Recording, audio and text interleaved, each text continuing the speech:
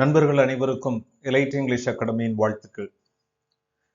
PGTRB new syllabus introduce பண்ணதுக்கு அப்புறம் பல ஆஸ்பிரண்ட்ஸ் தங்களுடைய ப்ரிப்பரேஷனை ஸ்டார்ட் பண்ணிட்டாங்க. அவங்க எல்லாருக்குமே அவங்களுடைய முயற்சியில வெற்றி பெற வாழ்த்துக்கள். ஸோ இந்த ஆரம்பிக்கிற சமயத்துல சில ஆஸ்பிரண்ட்ஸ்க்கு சில கேள்விகள் இருக்கு. ஏற்கனவே நாங்க பாதி படிச்சிட்டோம், இந்த புது சிலபஸுக்காக ஒரு கோச்சிங் சென்டர்ல சேரணுமா? ரெண்டாவது, செல்ஃப் ப்ரிப்பரேஷன்ல இந்த எக்ஸாமை கிளியர் பண்ணிட முடியுமா? ஸோ இது பெரிய கேள்வி. ஸோ ரெண்டு சைடுமே அட்வான்டேஜஸ் டிஸ்அட்வான்டேஜஸ் இருக்குது.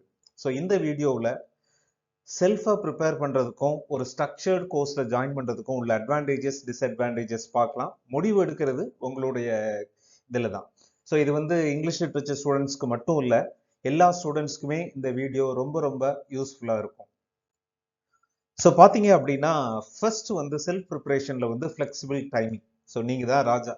ஸோ 24 ஹவர்ஸில் எத்தனை மணி நேரம் தூங்கணும், எத்தனை மணி நேரம் வேலை பார்க்கணும், எத்தனை மணி நேரம் படிக்கணும், எத்தனை மணி நேரம் டெஸ்ட் எடுக்கணும், ரிவைஸ் பண்ணணும் அப்படிங்கிறது நீங்கள் தான் ராஜா. நீங்கள் ஃப்ளெக்சிபிள் டைமிங்கில் முடிவு பண்ணிக்கலாம். ஏன்னா சில பேர் நைட்டு தான் படிப்பாங்க. நைட்டு ஒரு 10லேருந்து 2 மணி 3 மணி வரைக்கும் படிப்பாங்க. சில பேர் காலையில் படிப்பாங்க, நைட்டு தூங்குவாங்க. சில பேர் பகலில் தூங்கிட்டு நைட்டு படிப்பாங்க. இது அவங்களுடைய ஃப்ளெக்சிபிள் டைமிங். ஆனால் நீங்கள் ஒரு ஸ்ட்ரக்சர்டு கோர்ஸில் ஜாயின் பண்ணீங்க அப்படின்னா, ஸோ ரெண்டு டைப் ஆஃப் கோர்சஸ் இருக்குது. ஒன்று ஆஃப்லைன் கோர்சஸ், டெய்லி கோர்சஸ் இருக்கு. ரெசிடென்ஷியல் கோர்ஸ் மாதிரி கூட சில பேர் நடத்துகிறாங்க. சில பேர் ஆன்லைன் கோர்ஸ் இருக்கு, வீக்கெண்ட் கோர்ஸ் இருக்கு. ஸோ எங்களை மாதிரி வீடியோ லெசன் பேஸ்டு கோர்சஸ் இருக்குது. ஸோ எந்த கோர்ஸ்னாலுமே உங்களுக்கு ஒரு ஃபிக்ஸட் ஷெட்யூல் இருக்கும். குறிப்பாக ஸோ நீங்கள் ஒரு டிசிப்ளின்டாக நீங்கள் ஃபிக்ஸடாக இருந்தீங்க அப்படின்னா ஸோ அது உங்களுக்கு யூஸ்ஃபுல்லாக இருக்கும். ரெண்டாவது காஸ்ட் எஃபெக்டிவ். செல்ஃப் ப்ரிப்பரேஷனை பொறுத்த வரைக்கும் எந்த இன்வெஸ்ட்மெண்ட்டுமே நீங்கள் இனிஷியலாக இது பண்ண வேண்டாம். நீங்கள் நேச்சுரலாக இன்டர்நெட் வச்சுருப்பீங்க, லேப்டாப் மொபைல் வச்சுருப்பீங்க, அதுலேருந்து நீங்கள் டவுன்லோட் பண்ணிக்குவீங்க, எடுத்துக்குவீங்க. ஒருவேளை நீங்கள் பிரிண்ட் அவுட் எடுத்தீங்க இல்லை அப்படின்னா புதுசாக புக் வாங்கினீங்க அப்படின்னா அந்த காஸ்ட் மட்டும்தான் இருக்கும். ஸோ அதே நேரத்தில் ஒரு கோர்ஸில் ஜாயின் பண்ணணும் அப்படின்னா உங்களுக்கு ஒரு இன்வெஸ்ட்மெண்ட் தேவை. அது நீங்கள் எந்த லெவல் கோர்ஸ் எடுக்கிறீங்க, எங்கே எடுக்கிறீங்க, ஆன்லைனா ஆஃப்லைனா, அதுக்கு ஏற்றாப்புல ஒரு மினிமம் அமௌண்ட் இன்வெஸ்ட் பண்ணணும். இது போக சில மெட்டீரியல்ஸ்க்கும் நீங்கள் ஸ்பெண்ட் பண்ண வேண்டியிருக்கும். ஸோ மூணாவது, செல்ஃப் ப்ரிப்பரேஷனை பொறுத்த வரைக்கும் இண்டிபெண்ட் லேர்னிங். அதாவது சில பேருக்கு அந்த ஸ்பீட் ஆஃப் லேர்னிங் கூடுதலாக இருக்கும். அவங்க குயிக்காக சிலபஸை கவர் பண்ணிட்டு அதுக்கப்புறம் ரிவைஸ் பண்ணுவாங்க. அதான் இண்டிபெண்ட் லேர்னிங்ல பாசிபிள். அதே நேரத்தில் ஒரு கோர்ஸ் வச்சிங்க அப்படின்னா ஒரு கைடட் லேர்னிங் இருக்கும், ஒரு ஷெட்யூல் இருக்கும், ஒரு டைமிங் இருக்கும், ஒரு நாளைக்கு இவ்வளவு லெசன்ஸ் தான் இருக்கும், டெஸ்ட்டுக்கு டைம் இருக்கும். இந்த மாதிரி ஒரு கைடட் லேர்னிங் ஒரு கோர்ஸ்ல இருக்கும். அடுத்து இதுதான் ரொம்ப முக்கியமான பாயிண்ட். செல்ஃப் ப்ரிப்பரேஷன்ல நோ ஸ்ட்ரக்சர்ட் லேர்னிங். இப்போ நம்ம என்ன பண்ணுவோம் அப்படின்னா ஒரு யூனிட் வைஸா போறோம் அப்படின்னு ஆரம்பிப்போம். அப்போ நம்ம ஒரு யூடியூப்லேயே ஒரு லெசன் கேட்குறோம் அப்படின்னா அது ஒரு சஜஷன்ஸ் கொடுக்கும். இப்போ திடீர்னு 4வது யூனிட்ல ஒரு நல்ல டாபிக் இருக்கிற மாதிரி இருக்கும், திடீர்னு ஒரு 10வது யூனிட்ல ஒரு நல்ல டாபிக் இருக்கும். ஸோ அந்த மாதிரி நம்ம மைண்ட் கொஞ்சம் அசார்ட்டடா ஆகிறதுக்கு வாய்ப்பு இருக்கு. இது ஸ்ட்ரக்சர்ட் லேர்னிங் அப்படிங்கிறது இப்போ நீங்க படிக்கிறத நல்லா படிச்சிருவீங்க, ஆனா அந்த ஒவ்வொரு லெசனோட இன்டென்சிட்டி வேரி ஆகலாம். அதனால ஒரு ஸ்ட்ரக்சர்ட் லேர்னிங்கா செல்ஃப் ப்ரிப்பரேஷன் போறது ரொம்ப ரொம்ப கஷ்டம். ஸோ நீங்களே ஒரு ஸ்டடி பிளான் வச்சிருக்கிறீங்க, அந்த ஸ்டடி பிளான் ஒவ்வொரு நாளும் ஒவ்வொரு மணி நேரத்துக்கும் இவ்வளவு அப்படின்னு பிளான் வச்சு நீங்க அதை ப்ரிப்பேர் பண்ணி கரெக்டாக ஃபாலோ பண்றீங்கன்னா ஒரு பிரச்சனையுமே வராது. பட் அதே நேரத்தில் கொஞ்சம் இது நல்ல மெட்டீரியல், இதை சேவ் பண்ணி வச்சுக்கலாம்னா அப்போ அடுத்த மெட்டீரியல், இப்போ அந்த மெட்டீரியல் போனீங்கன்னா அடுத்த மெட்டீரியலுக்கு அது சஜஷன் கொடுக்கும். இந்த மாதிரி போகும்போது ஒரு ஸ்ட்ரக்சர்ட் லேர்னிங் இருக்காது. அதாவது ப்ராக்ரஸ் ஒரே டைரக்ஷன்ல ஆகாது, அங்கங்க அப்படியே ப்ராக்ரஸ் ஆன மாதிரி ஆகும். சில நேரம் ஒர்க் அவுட் ஆகும், சில நேரம் ஒர்க் அவுட் ஆகாது. ஒரு கோர்ஸ்ல எப்படி இருக்கும் அப்படின்னா இந்த ஒர்க், இந்த பிளான் எல்லாமே கோர்ஸ்ல ரெடி பண்ணி வச்சிருப்பாங்க. ஸோ கொஞ்சம் சிஸ்டமேட்டிக்காகவும் இருக்கும். சில நேரம் யூனிட் 1 to 10 கிரேட் பண்ணியிருப்பாங்க, சில நேரம் டிஃபிகல்ட்டி லெவலை பேஸ் பண்ணி கிரேட் பண்ணியிருப்பாங்க. அந்த மாதிரி ஒரு சிஸ்டமேட்டிக் ஸ்ட்ரக்சர்ட் லேர்னிங் ஒரு கோர்ஸ்ல இருக்கும். அடுத்து இண்டிவிஜுவல் ஃபோக்கஸ். இப்போ பொதுவாக நம்ம நாட்டில் ஒரு லேர்னிங் பிரச்சனை என்ன அப்படின்னா குரூப் ஸ்டடி அப்படிங்கிறது அதுவும் ஒரு ஆர்ட்ஸ் பேஸ்டு ஸ்டூடெண்ட்ஸ்க்கு குரூப் ஸ்டடி அப்படிங்கிறது ரொம்ப ரொம்ப கம்மியாக தான் இருக்கு. அதனால இண்டிவிஜுவல் ஃபோக்கஸ் தான். நீங்க உங்களால எவ்வளவு படிக்க முடியுமோ அவ்வளவு படிப்பீங்க. ஸோ உங்களுடைய இன்டெலிஜென்ஸ் லெவலுக்கு ஏத்தாப்புல நீங்க பிளான் பண்ணி படிப்பீங்க. ஆனா ஒரு கோர்ஸ்ல ஜாயின் பண்றதோட அட்வான்டேஜ் என்னன்னா, அதுவும் ஆஃப்லைன் கோர்ஸ்ல வந்து ஒரு பியூர் லேர்னிங் இருக்கும். ஸோ நிறைய பேர் இருப்பாங்க. ஸோ அவங்க படிக்கிறாங்க, நம்மளும் படிக்கணும் அப்படின்னு ஒரு பியர் ப்ரெஷர் வந்து இருந்துகிட்டே இருக்கும். ஆனால் அதே நேரத்தில் வந்து ஒரு ஆன்லைன் கோர்ஸ் அப்படின்னா, ஸோ டவுட் கிளாரிஃபிகேஷன் செஷன் அப்படின்னு இண்டிவிஜுவலாக நீங்கள் மெசேஜ் அனுப்பிங்க, உங்கள் ரிப்ளை பண்ணுவாங்க, அந்த மாதிரி இருக்கும். பியர் லேர்னிங் இருக்காது அது. அதே நேரத்தில் வந்து சில மாணவர்களுக்கு எப்படி ஆகும் அப்படின்னா, அந்த பியர் ப்ரெஷரே வந்து ஜாஸ்தியாக இருக்கும். அவையெல்லாம் படிக்க நான் படிக்கல அப்படின்னே ரொம்ப டிப்ரெஸ் ஆகி அவங்களுடைய இருக்கிற ப்ரிப்பரேஷனும் காலியாகிறதுக்கான வாய்ப்பு இருக்குது. அதனால இது வந்து ரொம்ப டெலிகேட்டடாக நீங்கள் பிளான் பண்ணணும். ஸோ இண்டிவிஜுவல்னா சரி, என்னோட ரைட்டிங் ஸ்டைல், என்னோட லேர்னிங் ஸ்டைல் இப்படிதான் அப்படின்ட்டு நீங்கள் ப்ரிப்பேர் பண்ணுறது. பியூர் லேர்னிங்னா நான் 4 பேர் கூட சேர்ந்து தான் படிப்பேன் அப்படிங்கிறது. ஸோ ஒரு பியூட்டிஃபுல் மீம் கூட இருந்தது. அதாவது the best way to ensure your friend not studying is group study அப்படின்னு. இந்த மாதிரி தான் நிறைய மாணவர்கள் வந்து ப்ராட் அப் வச்சுருங்க. இது அப் டு த இண்டிவிஜுவல். அடுத்து வந்து செல்ஃப் ப்ரிப்பரேஷன்ல வந்து எக்ஸ்ட்ராடினரி திங் என்ன வேணும் அப்படின்னா, செல்ஃப் டிசிப்ளின் வேணும்.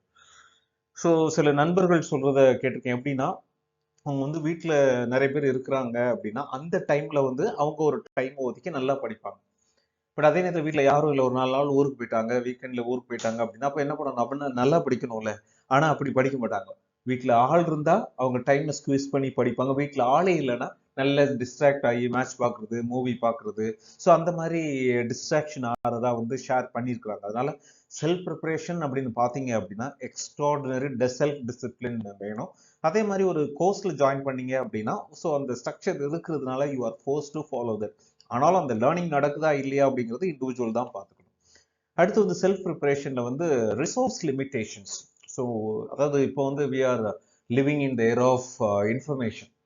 ஸோ எந்த டாபிக்னாலும் உங்களுக்கு இப்போ ஒரு கூகுளில் சர்ச் பண்ணால் உங்களுக்கு கிடைக்கும். ஆர்டிஃபிஷியல் இன்டெலிஜென்ஸோட யூசேஜ் இருக்கு.